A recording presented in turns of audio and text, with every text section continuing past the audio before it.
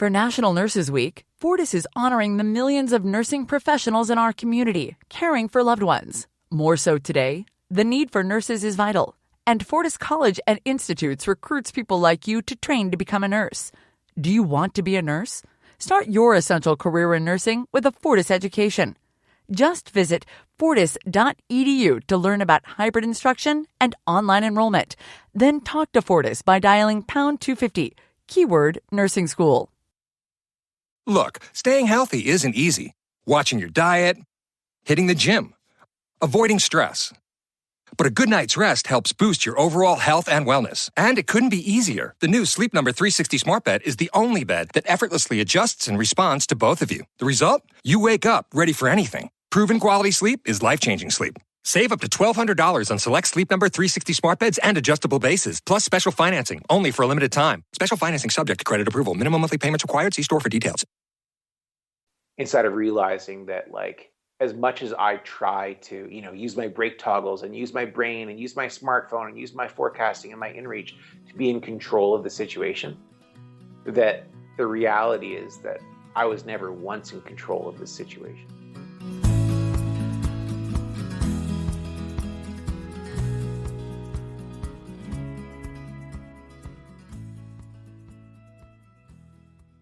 Happy Monday, folks. I'm your host, Mason Gravely. This is the Adventure Sports Podcast. Welcome to the show.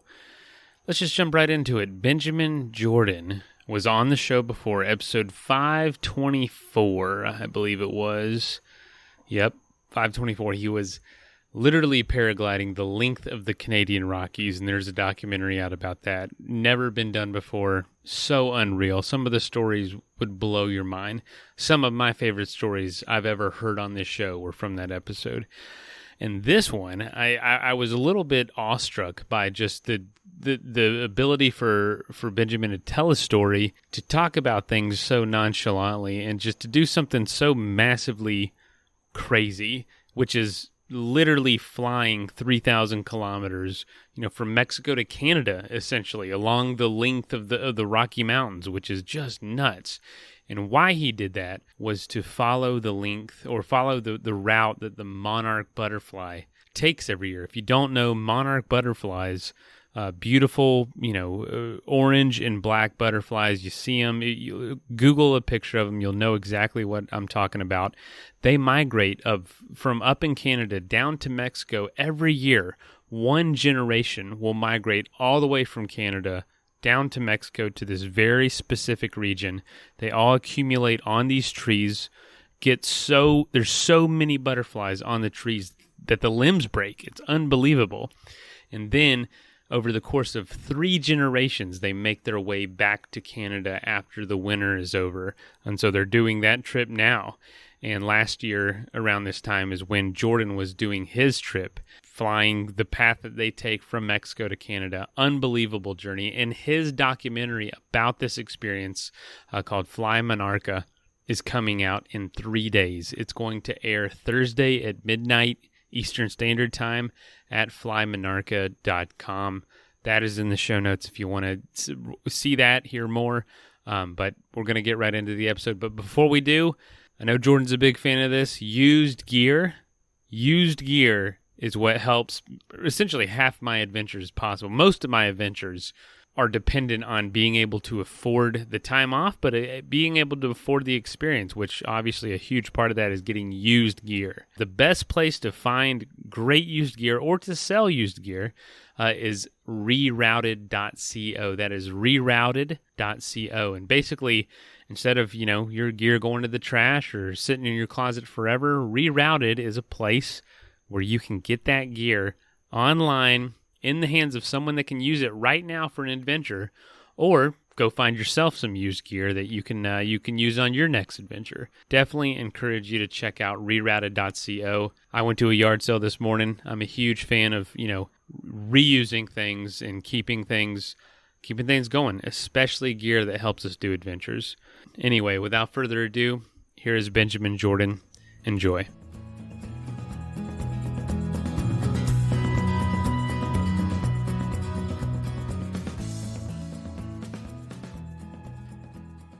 All right, folks, we're talking to pretty much a veteran of the show at this point. One of the coolest stories I've ever heard. And with the first episode being episode 524, now I'm expecting this one's going to be just as good, if not better. And that is Benjamin Jordan we're talking to. Benjamin, welcome to the show. Oh, thanks so much for having me, Mason. This is awesome. Yeah. So you mentioned this right before I hit record that you're in Mexico. And I always ask first, where are you coming from? And wherever that is if that's not home, where's home? So what are you doing in Mexico? Well, we're kind of stuck here because the expedition that we're going to talk about, when that ended in September, I crossed the border back into Canada. Lindsay couldn't cross into Canada because of the border closure that's been in effect for over a year now due to the pandemic. So we needed to work on editing a film and doing all sorts of publicity stuff for the expedition. And we needed to go to a place where we could both be. Now, I couldn't be in the States because I'd used up my 6 months there during the expedition, being Canadian. And she couldn't be in Canada. So Mexico was the closest place that we could both actually be legally. And that's where we're at. Well, the last time we talked, you were on a bus up in British Columbia. Now we're talking and you're in Mexico. How's the experience down there going? That's obviously an adventure in itself. Yeah, I mean, it's pretty cool. We picked a pretty remote little area to be because we just in the name of staying healthy and that we didn't want to cross the paths of too many people, but realize now that was kind of a recipe for going mad because we really don't see anyone other than ourselves. And when we do see people, because they're just passing and our Spanish is not great, it's hard to really build any kind of relationships. Not that this time, in the universe is really a time to be building new relationships with strangers anyway, right? So it's kind of crazy. We kind of live in a bit of a shoebox here down in Mexico, just surrounded by coconut trees. I've been learning to surf. That was the reason for coming to where we're at, just to have something to kind of stay fit, not, I like to eat Mexican food, so I gotta stay active somehow. But other than that, pretty much I've been editing this film. It'll be like an 80-minute film. And I pretty much do that like 12 to 15 hours a day.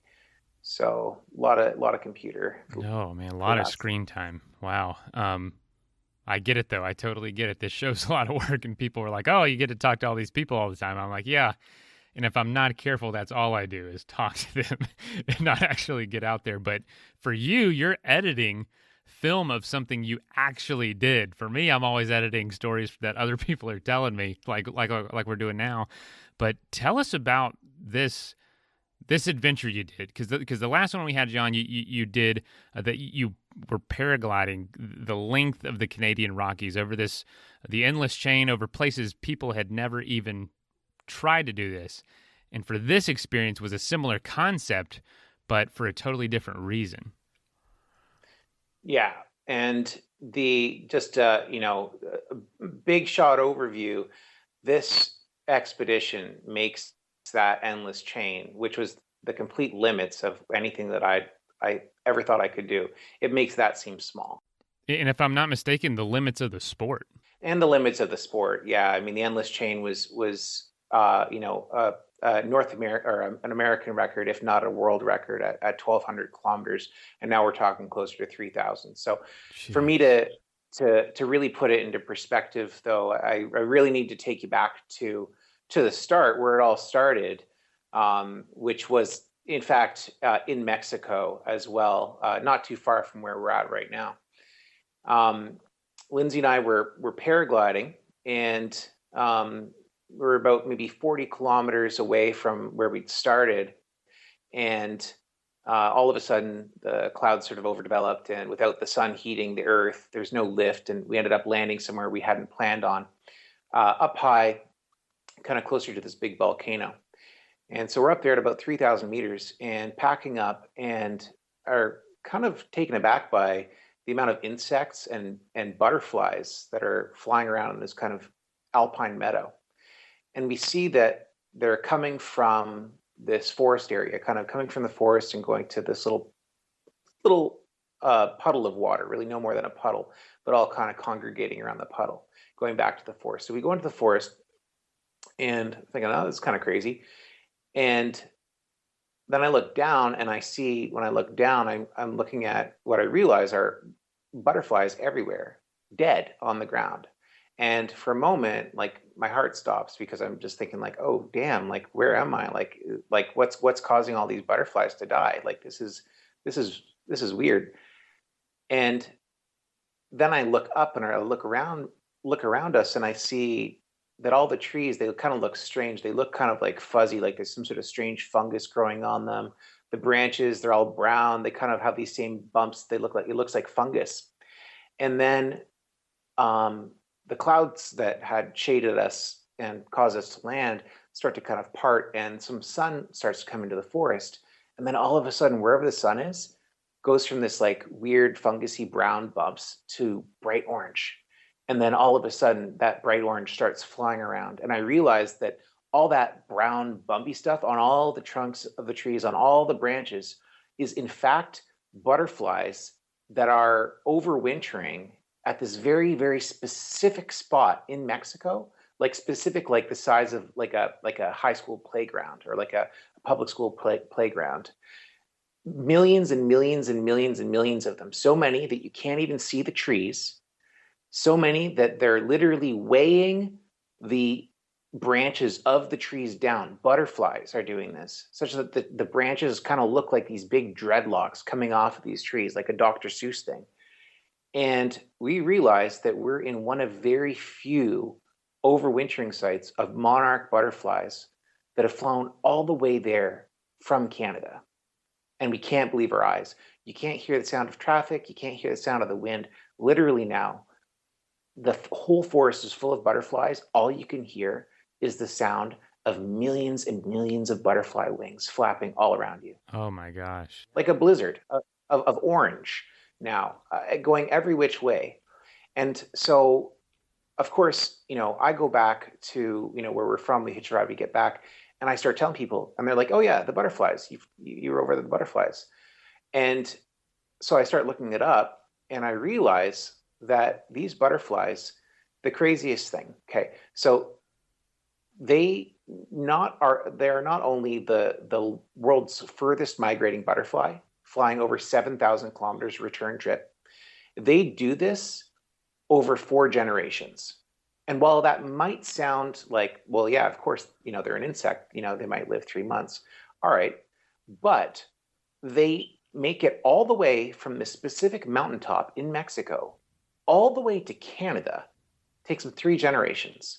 And then they fly back in 1 generation. They call it the super generation.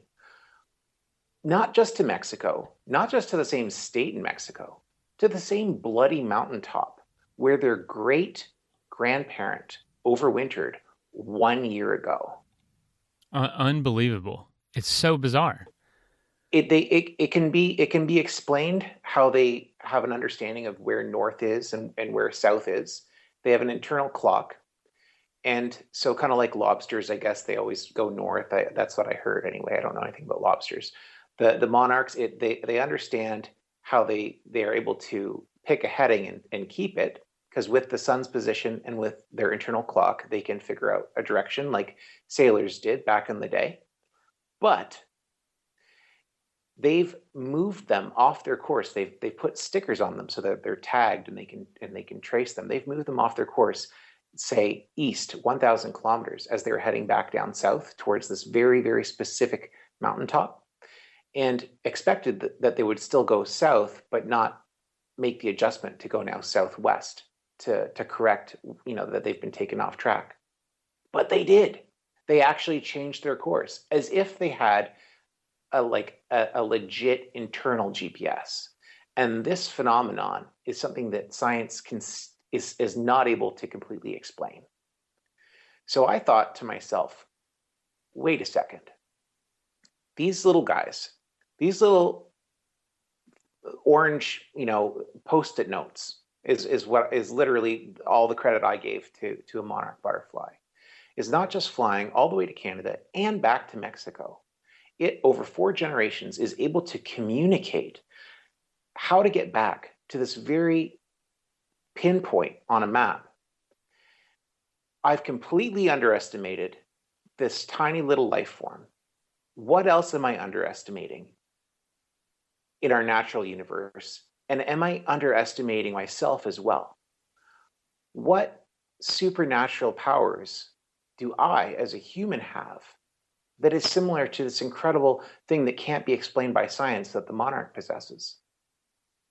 So my whole life changed right then with that question. And I became completely hell-bent on figuring it out, not by becoming a scientist and making some sort of, new revelation in science, but by trying to emulate as best as I could the monarch's journey by becoming the first person to try ever to fly from Mexico all the way to Canada, but without power, with only using, natural elements, the same as the monarch does. A wing that looked, similar to a monarch's wing in color, Yeah, at of least. course. Yeah, so I had to get the custom colors for sure. Well, Benjamin, it sounds like this just realizing all this, learning this, stumbling upon it, honestly, which is the most remarkable thing about it, that you were just awestruck by this. I mean, it's miraculous, but it's happening. It's not a fairy tale. This actually happens every year. Every day, these things are making that journey back or to Mexico, or back from or to Mexico. And so for you, being, having the history you do, you obviously thought, I could also make this journey. What began to kind of, I don't know, what started happening there? What did it take? What did you start needing to get ready and to do for yourself to retrace this path that the butterflies do? Well, that's a great question, because what I want to say is that although I put a ton of prep into this expedition, I basically just spent 4 months in Mexico, completely saturated in planning this project. From picking like I was saying, the custom colors for the paraglider, to getting some sponsors, to route planning and trying to figure out how much food I could carry, where am I going to launch, where am I going to land, where am I going to hike if I need to, all this kind of stuff. 99% of all that work went completely out the window on day one. And that's something that I really want to keep in mind, and that I would really encourage anyone to keep in mind when they want to get going on an expedition, that they think, well, I just need a bit more time to plan. So many of those things that you think you're going to need to have figured out, you've got solutions for, they're not even problems. When you finally get to the start line, the real problems are that require solutions are problems that you couldn't have even imagined because you just weren't looking at it. So all of that to say, this mini moral inside of that is like, don't waste too much time planning, because it's not going to help you in the end. You just need to be out there trying and failing and figuring it out. That to say that we had initially planned to start this expedition from El Paso, Texas, and to essentially just follow the Great Divide all the way north. It seemed like the most obvious line. Is that a line that butterflies follow? Because I know they can, go from all over the place to that specific spot in Mexico. They prefer to head more towards the Great Lakes region because of a specific plant, and I'll talk a bit more about it later, called milkweed, which is the only plant that they can lay their eggs on, because it's the only plant that their larvae can eat. So they do spread out across a large part of the United States as they head north. But they do tend to go through prefer an area called the Corn Belt, which is further towards the Great Lakes, more, sort of central US. So I've got to pick the mountains because I need to be able to launch from mountains. I need to hike up mountains and launch from them because I'm doing this without any sort of power, without being towed up or any of that kind of stuff. So I'm a little bit west of them, but I want to be as close to them as possible. So I'm going to take the divide, basically the first big line of mountains, Yep. Going up through the States. And to me, that just doesn't seem like a really obvious thing. But it was, while I was sitting there, sort of doing some last minute research in El Paso, that I realized, the mountains, they don't just go north, they actually go kind of northwest. And a huge problem that I've dealt with, for instance, on the Endless Chain was, I was also going northwest along the Canadian Rockies, and you have so much west wind that you're almost constantly battling like a cross headwind. And so it just kind of feels like you're constantly battling a headwind. And that if I was to start that far southeast of my final destination, which is, just the north end of the continental divide in the United States, I was going to be pushing into a westerly wind pretty much the whole way. And probably ending up having to walk a lot of sections heading west just to be able to contend with that kind of wind. So right then and there, 50% of my planning went down the drain because I moved to just south of Tucson, Arizona, so that I would have more of a sort of a straight north line to get to Canada. Yeah, I guess I'm kind of rambling, but I'm saying like that was such a huge, I felt like such an idiot. Like I was so certain, I told all the sponsors, oh yeah, this is what we're doing. Here's the map, this and that. And then on day one, I'm like, no, this is a horrible idea. Why would I have thought of that? But I just couldn't have figured that out until I was sitting there in El Paso looking at this, thinking like, wait, the weather outlook for forever is like hella strong west wind. I'm not going to be able to make it anywhere if I have to push into that. So.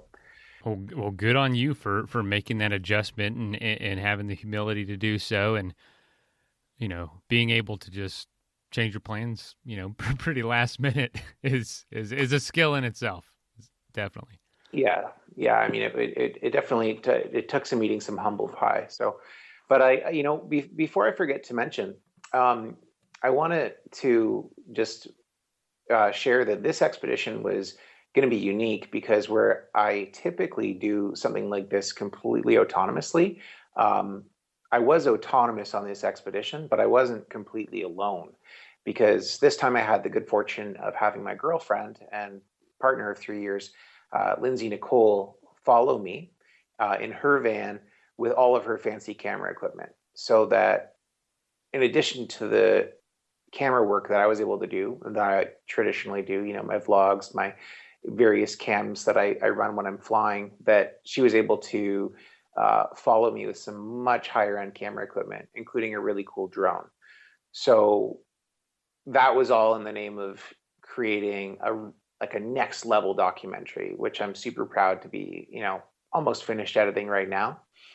And so often during this conversation, I'll say we, and who we is basically me doing my expedition and Lindsay crossing my path every few days whenever she can get to me with all of her fancy camera stuff. When you decided to go, can you tell us, did you decide to leave also when the Butterflies typically left? Like try to recreate the journey to that extent? Yeah, totally. They fly from, let's just say, Mexico City, which was halfway down Mexico. Like that's crazy. That's really far. All the way to the border where I started, and then keep going all the way to Canada. So I didn't fly the Mexican portion for a number of reasons, but started at the border of Arizona and Mexico. What was that like to start at the border? Pretty crazy. One thing I totally forgot to mention is that the whole lockdown and all that stuff that happened like literally like 2 weeks before we started this expedition. Oh wow. So we couldn't do the things like that we had wanted to do. Like I was going to cross the border from Mexico into the United States. Everything was shut down, and so we actually thought we were going to have to bail on the whole expedition. And that was something that no one could have planned for. And literally like a day away from pulling the plug on the thing, we realized like, wait a second, like if we go back to Canada and like quarantine in the school bus, like we're going to be stuck in a school bus for goodness knows how long. We are out here in the middle of nowhere planning on seeing no one for the next 4 or 5 months. Like this is actually the safest thing for us to do. So it was really scary for us because we weren't sure if what we were doing was even really legal in terms of recreating in this way during a unprecedented, at least in our lifetimes, pandemic. But that's what kicked it all off for us, was that basically all of the stores were like void of food, and the streets were completely empty, and any parks that we wanted to visit were completely shut down, and we had no idea. This was the unknown within the unknown within the unknown. So day one, I'm down there at this huge fence. It looks like something from medieval times. It's like 20 feet tall, made of like these sick, like 5-6 inch iron bars that stretch 25 feet into the air, that dot the landscape 6 inches apart as far as the eye can see, separating Mexico from the United States. This fence has been there apparently for like 20 years. It's not anything new. So it's very intimidating.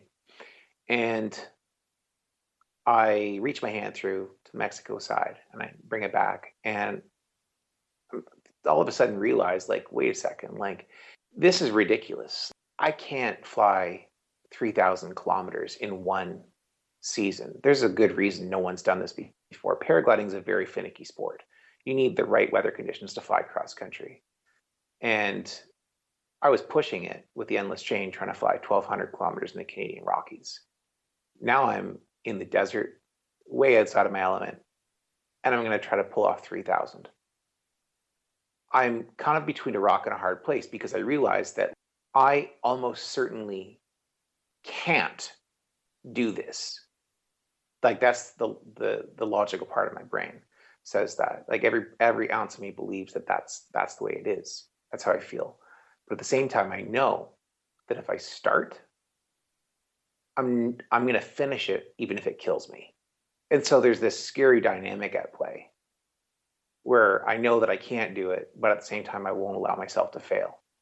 And I've never really engaged in something like that where I have those two conflicting emotions. And so, I took the first step. But I left that fence. I left the fence and I walked straight towards a mountain that was about 2 kilometers north of that fence. And, I hiked up the backside of that mountain. There were border guards everywhere stopping me, asking me what I was doing. It was hard for me to explain, like, hey, I'm going to try to paraglide. It's not the most logical thing to explain on a good day, much less during a pandemic. I've tried to paraglide from Mexico to Canada. Are you American? Well, actually, no, I'm Canadian.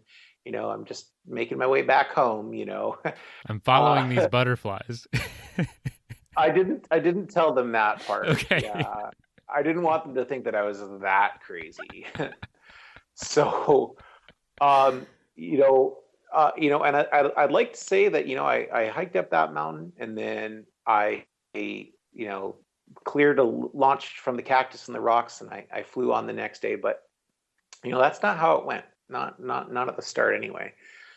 I flew from that mountain the next day, but the winds were so strong that I really couldn't move. A paraglider flies at about 35 kilometers an hour. That means if you're flying in winds that are about 35 kilometers an hour, you're literally stuck, like you're on a treadmill, like you're trying to paddle upstream in a canoe at, where the stream is moving as fast as you could possibly paddle. So I was stuck there in this strong west wind that would only blow me east. There was nothing I could do. And that wind held up for an entire week. So after day one of realizing, like, no, I can't fly in those conditions, I had to just basically sit there at the bottom of that mountain by this little stream and wait for an entire week. Oh my gosh. So that's Yeah. what you did. Yeah, that's what I did. But What do you do with your time? Oh, man. I know you play a ukulele, don't you? Well, right. So for on this expedition, because I've definitely had put a lot of hours into the ukulele on previous expeditions. I wanted a new challenge, not just in paragliding, but in music.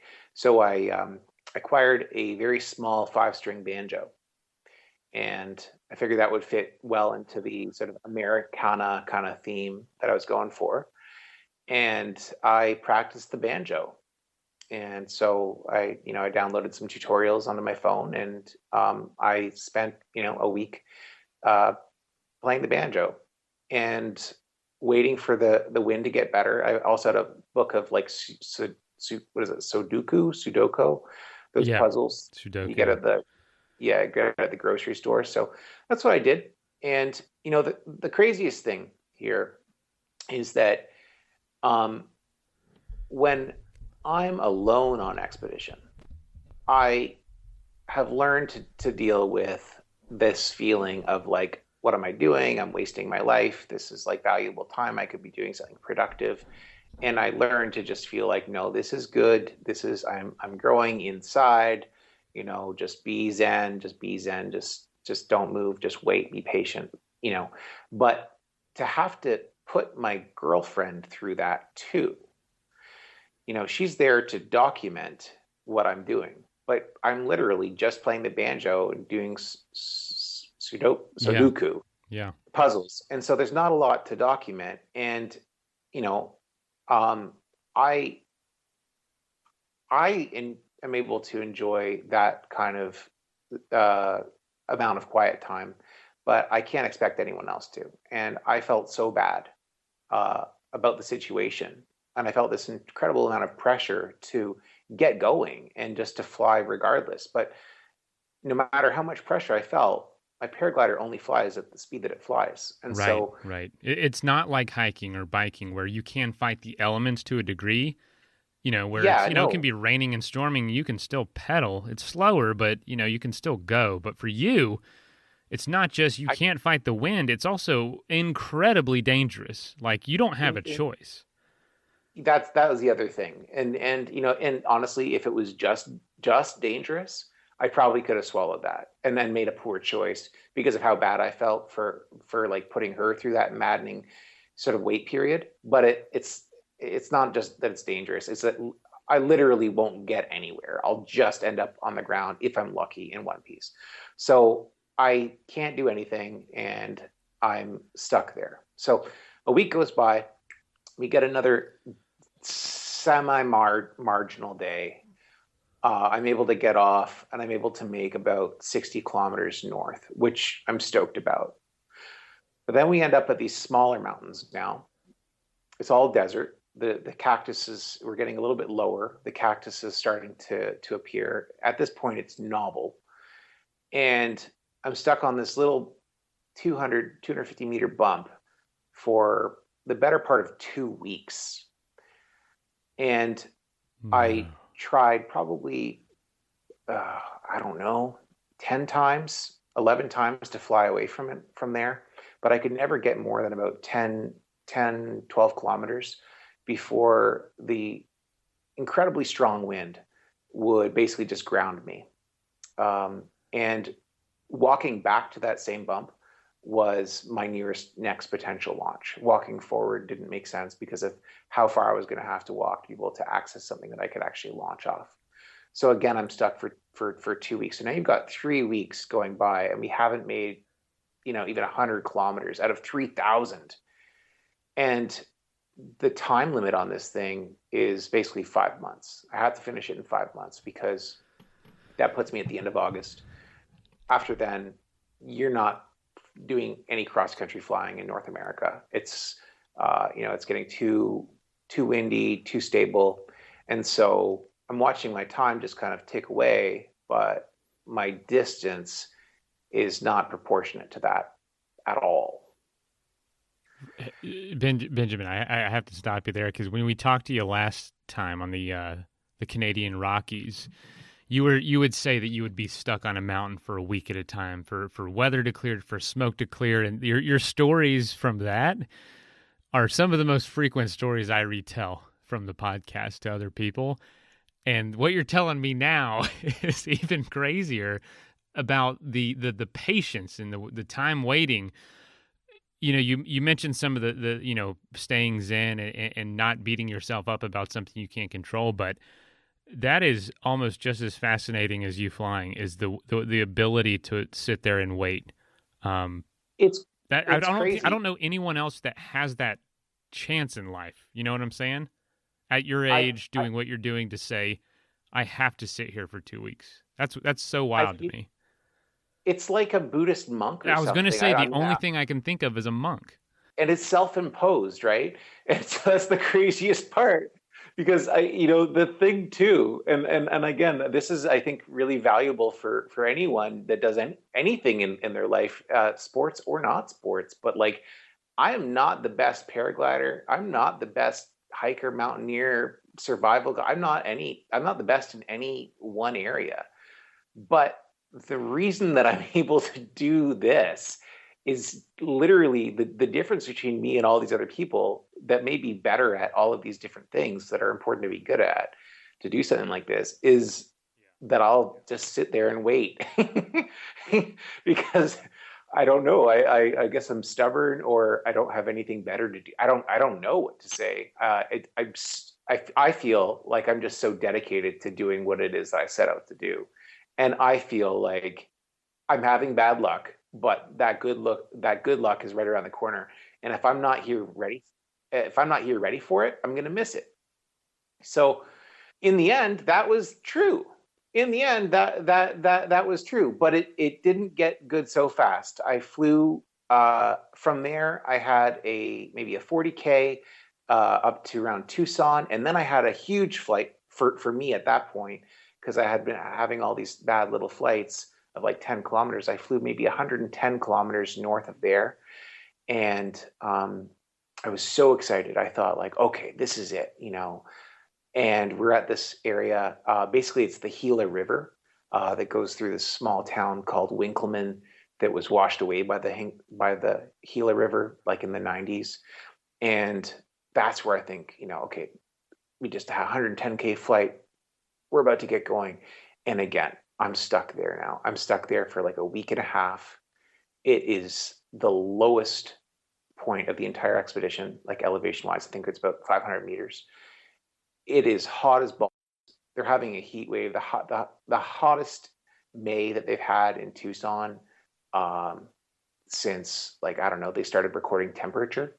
It was like 110 or something like that, which may not sound like a lot to some people, but to a Canadian, boy, oh boy, that's hot. I've never felt anything like it. I felt like I was in a sauna all day.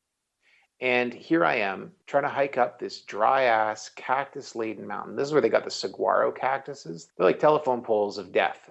And agave everywhere poking you that have like this poisonous sap. And I'm trying to make my way up this mountain to this little area I cleared. And I'm launching day after day in this heat.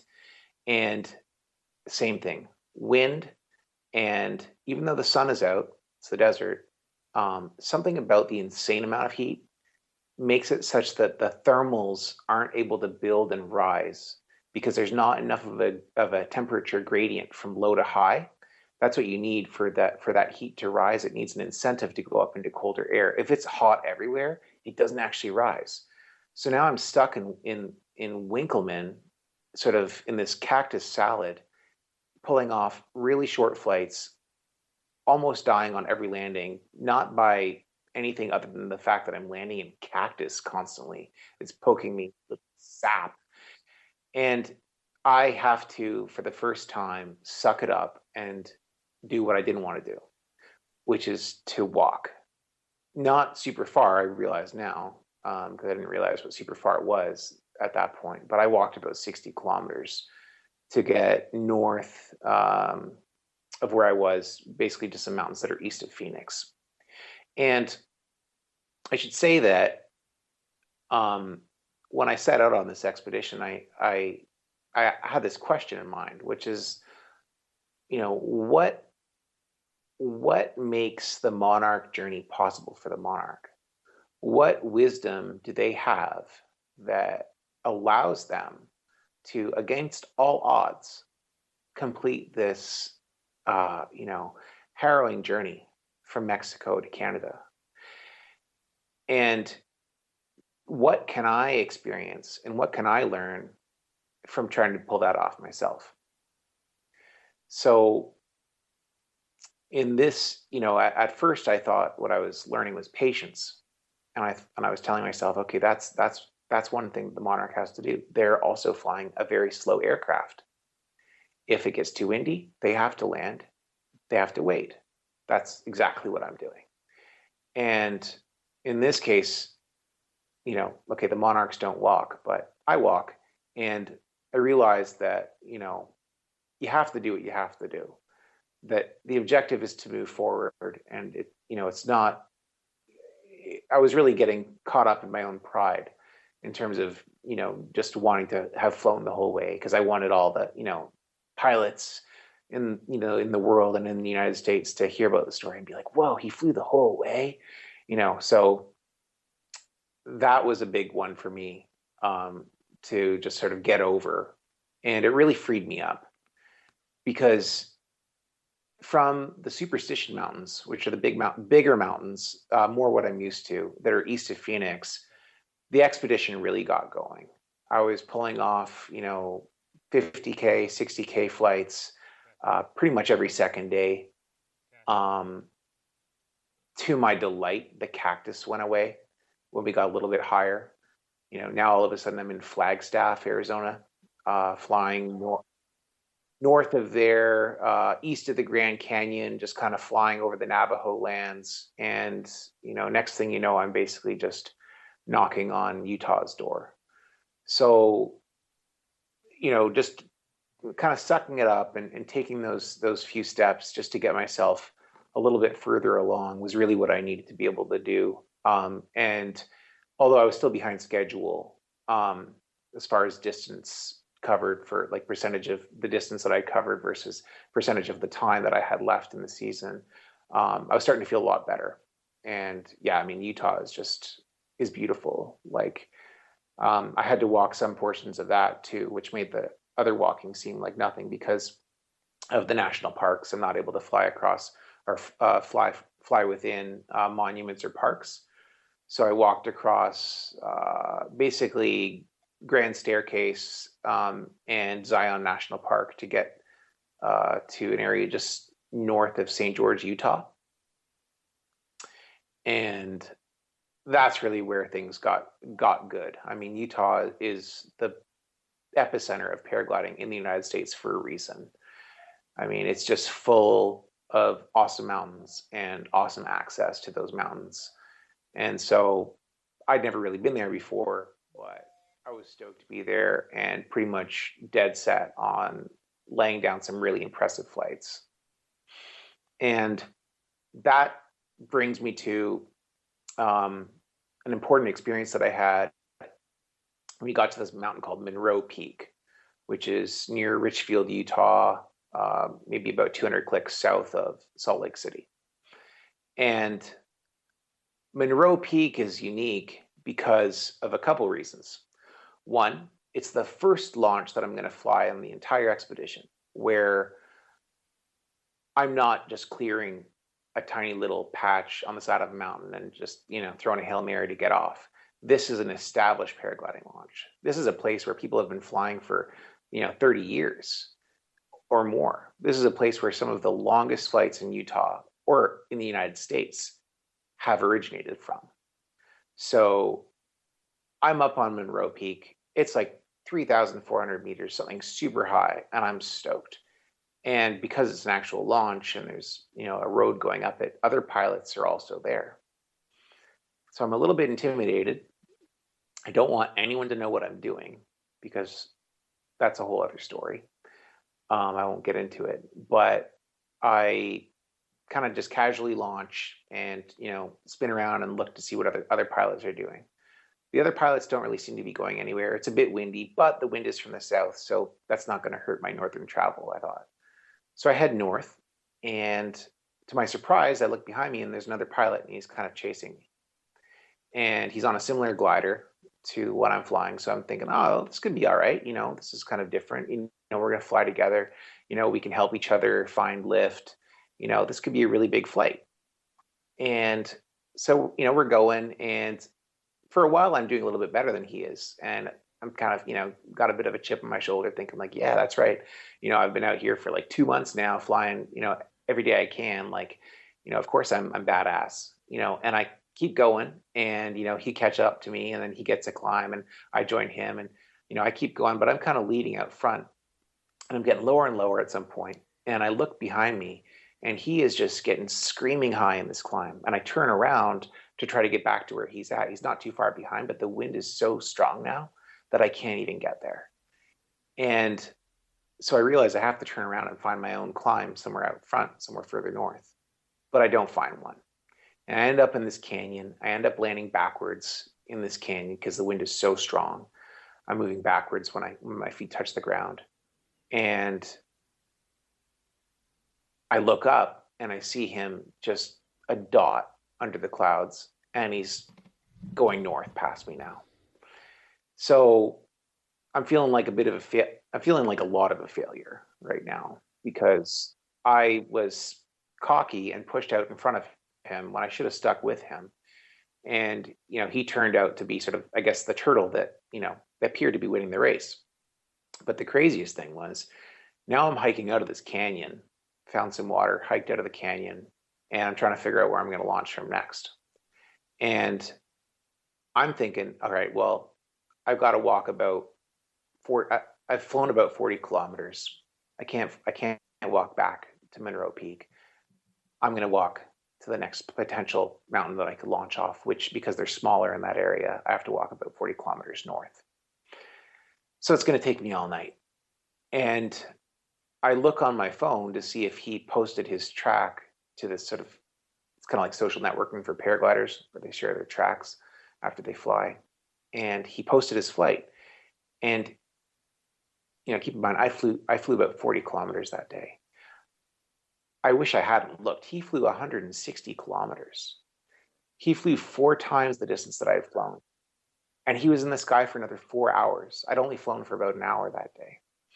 So at that point, my ego is just like reduced to like the size of a raisin, and it's bruised.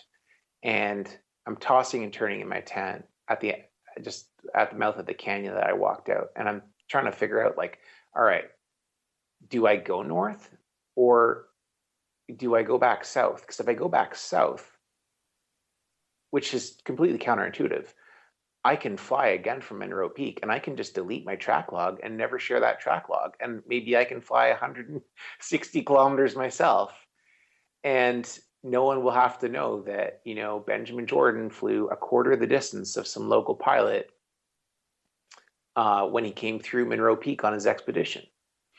And, if I do go north, if I do just keep walking, then that's the story. And I realize that I'm stuck between this rock and this hard place, because part of me wants to go back to erase this from history. But I realize that part of me is so hell-bent on trying to appear better than I am. And this other part of me that tells me that I should just walk forward is essentially saying, like, I am only as good as I am, and I'm not as good as that other pilot. And I appreciate what an egomaniac I must sound like right now. But I just want to be honest about this experience, because for me, it was very real. I was about to walk 40 kilometers back. It would have taken me an entire day back on an expedition where I'm already behind schedule, in order to hide my footsteps that I was ashamed of. And fortunately, I don't know what happened, but some sense got into me. And probably just because I couldn't legitimately tell Lindsay that that's what I was going to do, because she would have freaked out, that I chose to go north. And that was hard. But here's the craziest thing. From that next spot, about 40 kilometers north, just south of the Wasatch Range, I had an amazing flight north to around Provo, and then a couple days later, north to around Sandy, and then again to Salt Lake City, and then again to Bountiful, and then again to Ogden. The flights just kept stacking up from that point where I'd walked 40 kilometers north. And it was during that walk to that point that I asked myself, okay, like, how does this relate to the butterfly journey? Like, what am I missing here that's making this so hard that could maybe be so easy? And I asked myself if I could reframe this whole thing to be more like the Monarch's expedition or migration. And I realized that, the Monarch, when they fly to Canada, it's not just one Monarch, with a bunch of sponsors flying to Canada. It's 1 million or 5 million or whatever it is that year, Monarchs flying to Canada. And they're not all going to make it, but they all do it anyway. And they're doing it not as individuals, but they're doing it as a community. They're doing it as a species. They're doing it because it's what moves their species forward. And so I asked myself, like, could I do this? Could I be doing this not just for me, but could I do this for paragliders, for all paragliders, not just in the States, but all across the world? Could I do this for all sportsmen and all sportswomen? Could I do this for our species as something that could inspire everybody? And as soon as I asked myself that, it felt a lot, it felt a lot less heavy. And I didn't feel so much like I'd failed inside of not being able to pull off a flight as big as, Billy Bob. I felt like I was succeeding because regardless of the conditions, I was continuing to move forward however I could. And that was so rewarded by this series of flights that followed. Almost every single day, now I'm hiking, flying, sleeping, eating, hiking, flying, sleeping, eating, hiking, flying, sleeping, eating, kind of in this meditative cycle of doing this thing that I absolutely love and being completely immersed in it. And maybe not flying 160 kilometers ever. I never did. In fact, I never flew further than that one big flight I did down in Arizona, 110 kilometers. Most of these flights are 50 kilometers, 60 kilometers. But now I'm flying every single day, or just about, for a month, and for an entire month, for the whole month of July.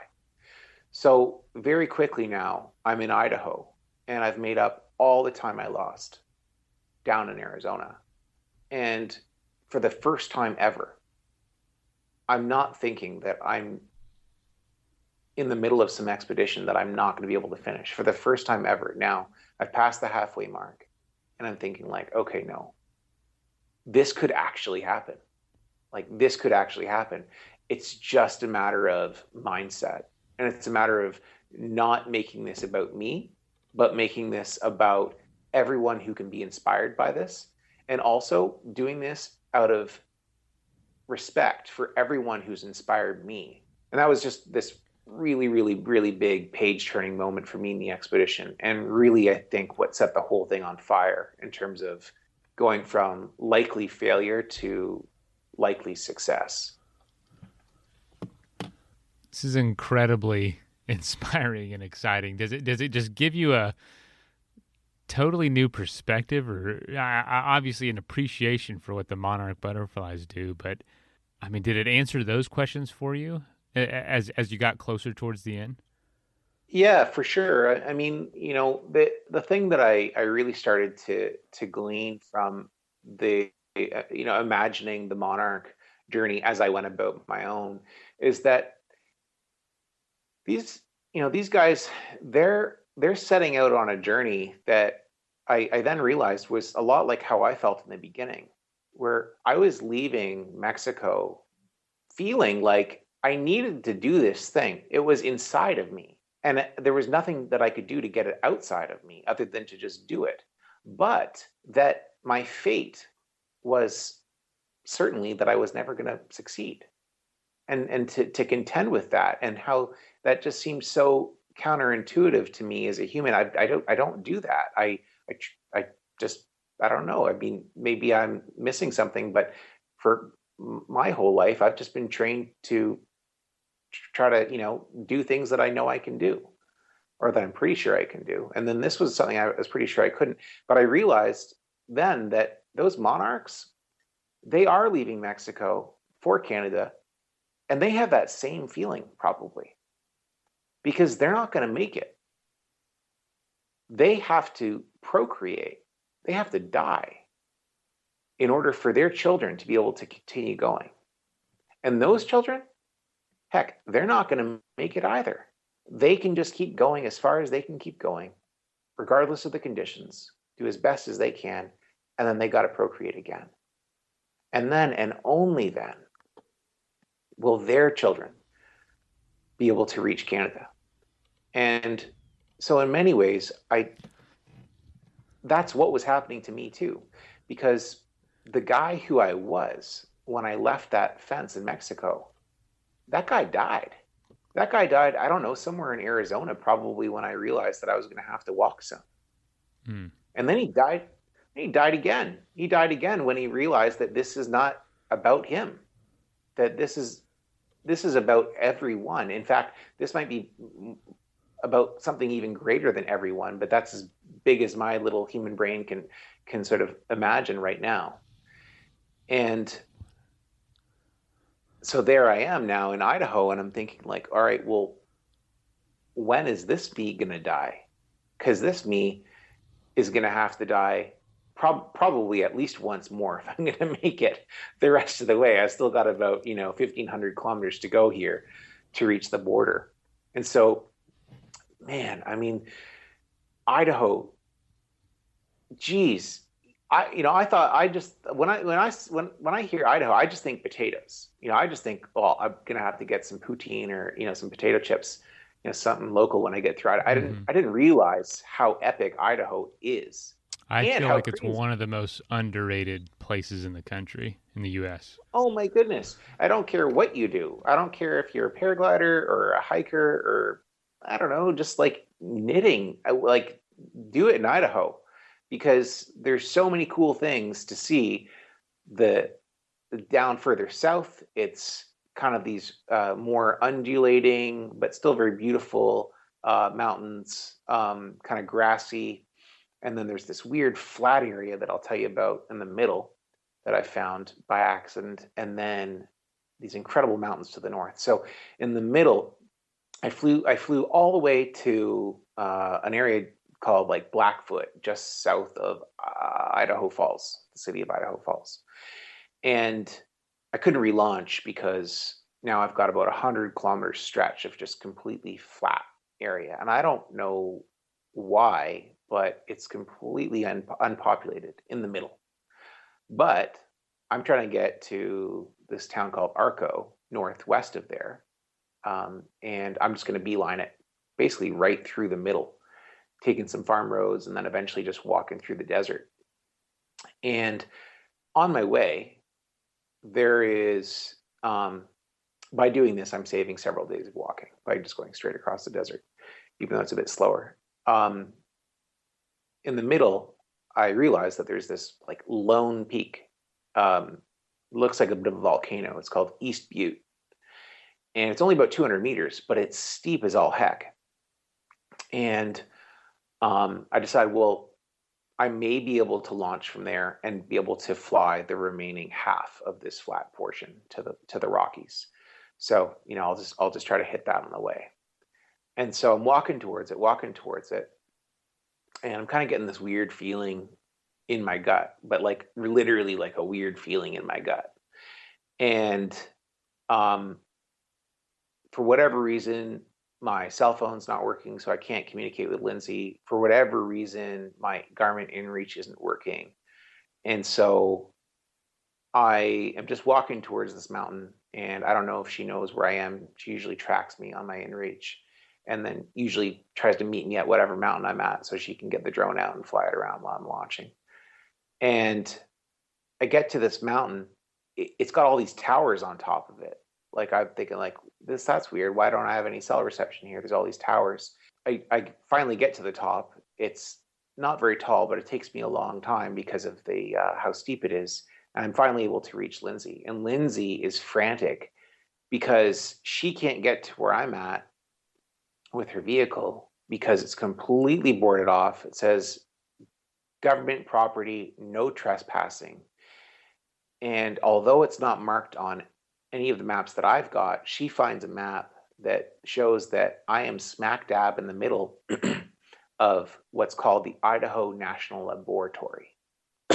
And we don't know what this thing is, but she says there's like black Suburbans everywhere with like heavy tinted windows with government plates, and people are driving slow past her. She's pulled off on the side of the road. And now I'm up on this thing and I'm thinking, like, all right, well, I'm just going to try to fly out of here. And, you know, worst case scenario, I'll just fly to the highway and then I'll just keep walking. Anyway, I get my paraglider out, clip in. Cycles are very strong coming up the hill. So I'm thinking, like, okay, this is going to be good. And I launched the paraglider, and all of a sudden, everything just feels super weird. Like, I've been flying every day for the last month almost, and I've never felt anything like this. Not very high off the ground. This is a very small mountain. I realized, like, I just need to get to the ground as fast as possible. Something is wrong with my paraglider. I don't know what's going on. And all of a sudden, the left side goes in. Like, this is a wing that can fold up. So, but it's kind of like the equivalent when you get a deflation on one side. It's like you're in an airplane, and then all of a sudden you look at the left side, and the left wing is gone. Like, that's not a good situation. So fortunately, these paragliders, they're designed to reinflate. But then, boom, I lose the right side. Then it comes back. Then, boom, the whole center goes. It folds under. So I'm just literally thinking, like, okay, I just got to get down. I just got to get down. This is not safe. I'm too close to the ground. This is how people get hurt. So I get to the ground. My flight lasts a total of a terrifying 50 seconds. I fly like half a kilometer. And I hike out of there as fast as I can. And just as I get to the highway, I pass this massive billboard underneath, and then I look up at it, and it's got this huge sign with an arrow that points to where I was at. And it says, nuclear waste or radioactive waste management site. And what I quickly realized had happened is I had trespassed into one of the most secured areas that I've ever, come across. And it's the world's largest center for nuclear reactor testing. I already said in the world, but it's the Earth's largest nuclear reactor testing facility. And so the sick to my stomach feeling that I got and all of the problems that I was having with my phone and my inReach was entirely due to the intense amount of radioactive energy that I was being exposed to. And so I got the hell out of there as fast as I could. But it was just the craziest thing. And, I can appreciate why there's nothing growing out there and why no one lives out there. The only town anywhere close to there is called Atomic City, of all names. And when I walked past there, I realized that there's really no one that lives there. Apparently there's 13 residents, but I didn't see them. All you can see are these what appear to be fallout shelters, sort of on the side of the road, and some interesting history, no doubt. So, Idaho, not just potatoes. Look, staying healthy isn't easy. Watching your diet, hitting the gym, avoiding stress. But a good night's rest helps boost your overall health and wellness. And it couldn't be easier. The new Sleep Number 360 Smart Bed is the only bed that effortlessly adjusts and responds to both of you. The result? You wake up ready for anything. Proven quality sleep is life-changing sleep. Save up to $1,200 on select Sleep Number 360 Smart Beds and adjustable bases, plus special financing, only for a limited time. Special financing subject to credit approval. Minimum monthly payments required. See store for details. Um, but yeah, I eventually did make it north to Arco actually the next day, and my God, what an amazing, amazing place. That was really the start of what I felt like would be the rest of the journey because, I cut my teeth on the Rocky Mountains up in Canada, and now here I am finally at these mountains that I can see on my map will ultimately connect to the Rocky Mountains of Canada. No more flats, no more monkeying around with little volcanoes and little bumps, here and there, just big, long mountain ranges. And, what I felt would be like a rocky kind of red carpet to my homeland. Was it? No, no, in fact, it wasn't. Geez, I mean, what story can let me just say that it was epic. Some of the flights were absolutely insane. I landed, at times way high up in the wilderness, in some of these mountains in Idaho, and would have to wait out, a couple days of storms. Finally, it started raining. It hadn't rained the whole expedition before being able to fly along. But finally, I made it to the Continental Divide. So I was so excited. And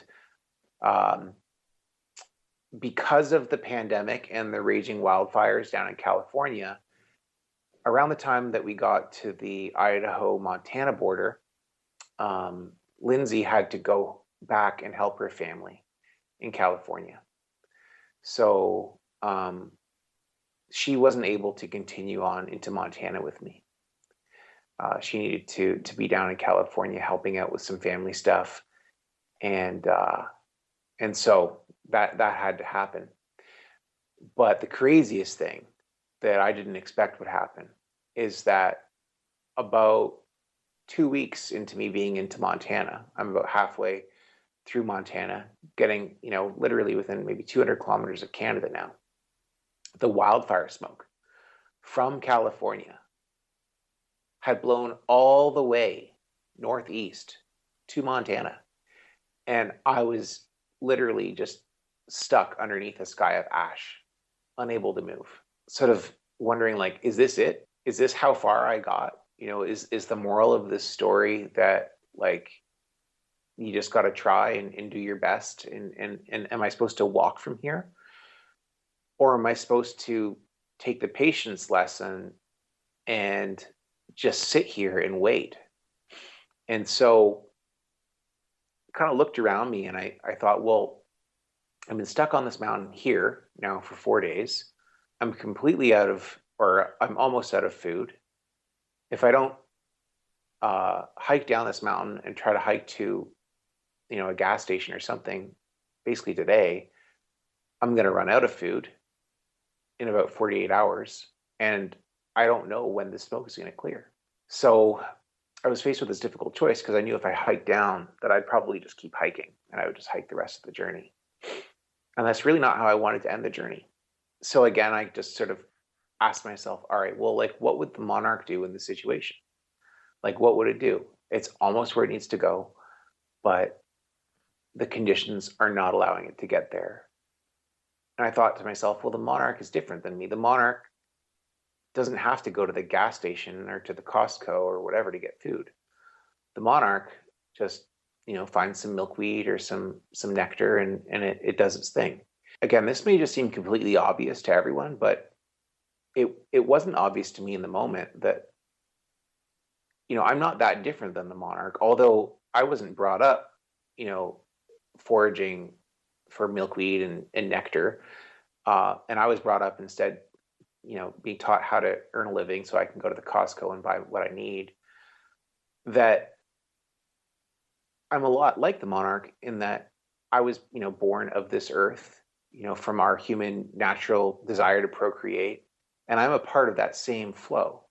And, my ancestors would have just looked around them and trusted that Mother Nature would provide.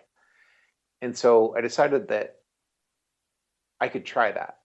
And I could realize that, like, this smoke is not a problem. It's a natural occurrence. Same as I'm a natural occurrence. Same as this awesome lake that I found a camp beside is a natural occurrence. And I just need to look around me a little bit harder, and I'll be able to find what I need to be able to exist here in Mother Nature, and that I can let her run the show instead of trying to run her. And that's what I did. And I kind of moved around a little bit, and I realized that there were certain areas where there was just an insane amount of blueberries growing. This is kind of late August in Montana, in the Rockies. And all of a sudden, I'm a blueberry connoisseur. I'm eating like 5 pints of blueberries a day and doing all sorts of things with them, eating them raw, heating them up, turning them into like blueberry juice. I'm doing so much with the blueberries.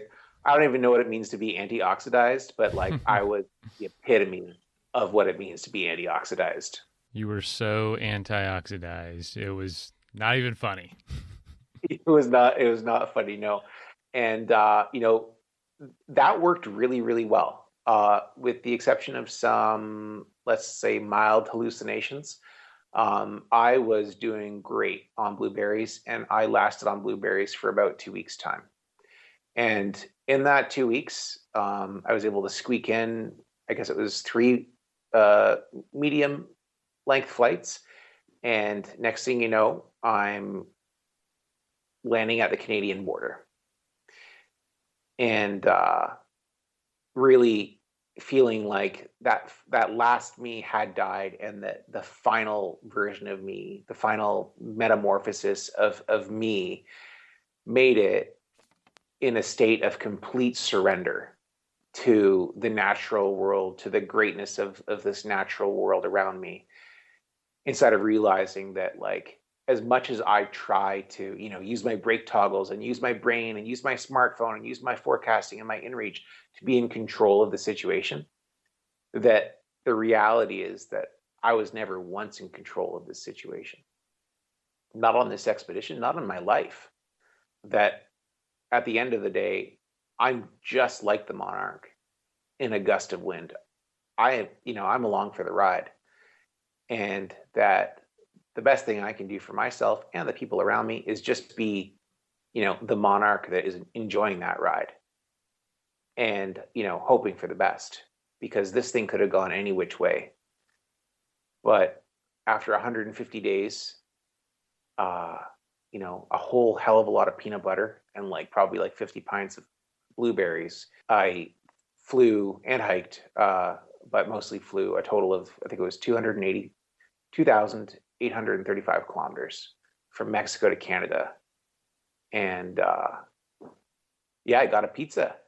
I got a pizza. The best adventure meal available. Yeah, no, I got a pizza at there was a gas station right there. I got a pizza, and had to explain to the border guard, hey, I'm Canadian. I'm coming home. When he asked me where I'd been, it was kind of difficult. I just said, yeah, I've just been paragliding. What a variety too on this route. What a variety that the Monarchs see, because with the endless chain, it's a lot of gorgeous Canadian Rockies. With this, you're starting out at the border of Mexico, man. That's a desert, and you're finishing eating pounds of blueberries out in the wild on these alpine mountains. And going through Utah and Idaho and all the canyon lands and all of that. What a variety to see on that 3,000 kilometers.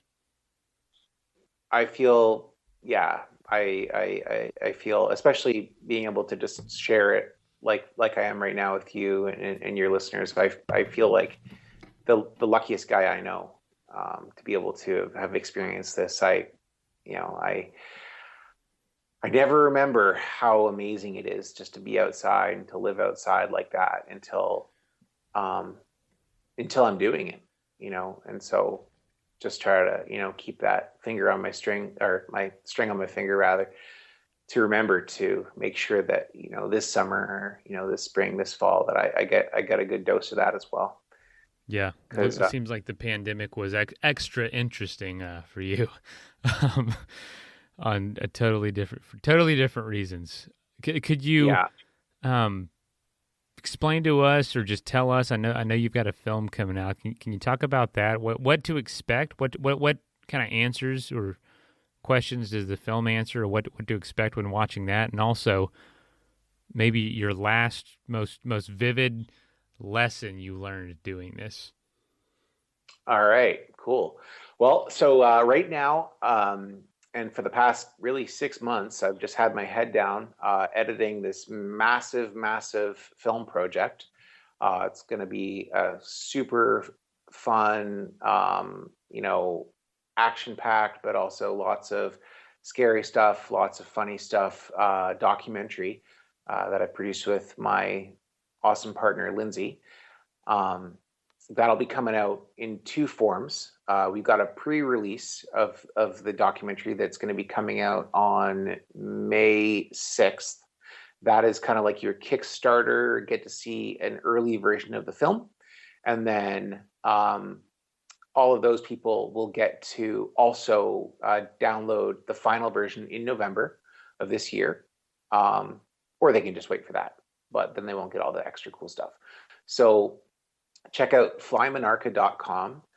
It has so many of the stories that I've shared with Mason today, but with crazy visuals that you will not believe, including lots of really great air-to-air stuff that Lindsay was able to shoot with the drone. And some stuff that I didn't say because, I got to say something for the movie. So flymonarca.com. And also, there you can find photographs, cool hand-drawn adventure maps, track logs if you're into that. If you want to see exactly where I hiked, exactly where I flew, you can see all that kind of stuff too. And something that's really important, we've got a call to action there as well, which is that we want to encourage people, especially people living in North America, to plant milkweed seeds. Because I didn't get into it, but essentially this whole project has a sort of a environmental edge, which is that we want to let people know that this monarch species that's been doing this incredible migratory route for millions and millions of years, any year now could be their last. If you look at their numbers, they've lost 90% in the last 20 years. And that's all due to the monoculture farming that we're doing, across North America, and the eradication of milkweed, which is the only fruit that their offspring can eat. So the solution is very simple, is that everyone just plant a few milkweed seeds in their yard. And the side effect is that they get to have butterflies coming around their house and they get to feel awesome. Oh yeah, who wouldn't want that? And this inspiring species that has so much to offer. Look what it offered me. Goodness knows what it could offer everyone else. On top of just being an important part of our ecosystem, we'll get to live on, and then our children get to see that, and their children get to see that, and their children get to see that. So that is what's going on. That's all at flymonarca.com. And that little bit about, taking care of things, like planting, a few milkweed seeds so that our great grandchildren get to experience monarchs, is really my big takeaway from this whole thing. It's that, like monarchs, we humans can live, life either as I was living, which is that I'm here for me because I need to record my greatness to leave my legacy so that people don't forget me. Or we, or I, can live like monarchs live, which is that I am here, yes, but I am here for we. And I am here working as hard as I can. But all of that work is entirely focused on creating a better situation for the next me. And all of their work is going to be focused entirely on creating a better situation, a better circumstance. In this case, it's just flying north, but that's amazing that they do that for the next version of them. And the monarch has really shown me that, and has transformed me from someone who only thought about me, from someone who thinks about everyone. And not just everyone that's alive right now. Yeah, they're important, But what's really important is everyone who's going to be alive in 100 years. And to really put that into perspective and to understand that that's what my life is about. It's not about me. It's not about us. It's actually about them that are coming. And that if I can help people appreciate that fundamental feeling, then I feel like we're, all a significant step closer to doing what seems to be the impossible task, which is taking care of this home that we all share. Wonderfully said. Wonderfully said. So we know where to check out the film. We know what to do, an action step to take. Plant some milkweed. It's beautiful, by the way. I saw a monarch recently, and I remember we were talking, and I thought, it's unbelievable that all of that is inside that small little paper-thin creature. It's unbelievable. It's amazing. It is amazing. It is absolutely amazing. Well, Benjamin, it was another just complete grand slam of an episode of an interview. I'm inspired. I don't even know what to do with this excitement, but that was, I just can't even imagine the feeling of being able to fly like that and be able to retrace the steps of one of the world's most mysterious phenomenons. Oh, great. Well, I appreciate you saying that. And I'm so delighted to be able to share this way and, through your medium. So thank you so much for having me on and for taking the time to hear my stories. First of all, thank you so much for listening. It means the world to us that you choose to listen to the show. If you'd like to help us further, you can leave a review on iTunes, share us with your friends, your family. It goes a long way to growing the show. You can also support us financially through patreon.com/adventuresportspodcast. Link is in the show notes. And also, if you have an idea of who could be a good guest for the show, we're always looking for people to tell their story about the outdoors or adventure. So if you know someone, please reach out. Email us at info@adventuresportspodcast.com. And until then, get out there and have some fun.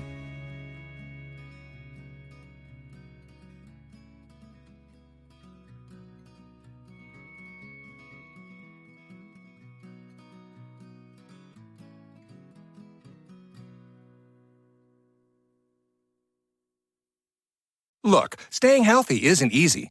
Watching your diet, hitting the gym, avoiding stress. But a good night's rest helps boost your overall health and wellness. And it couldn't be easier. The new Sleep Number 360 Smart Bed is the only bed that effortlessly adjusts and responds to both of you. The result? You wake up ready for anything. Proven quality sleep is life-changing sleep. Save up to $1,200 on select Sleep Number 360 Smart Beds and adjustable bases, plus special financing, only for a limited time. Special financing subject to credit approval. Minimum monthly payments required. See store for details.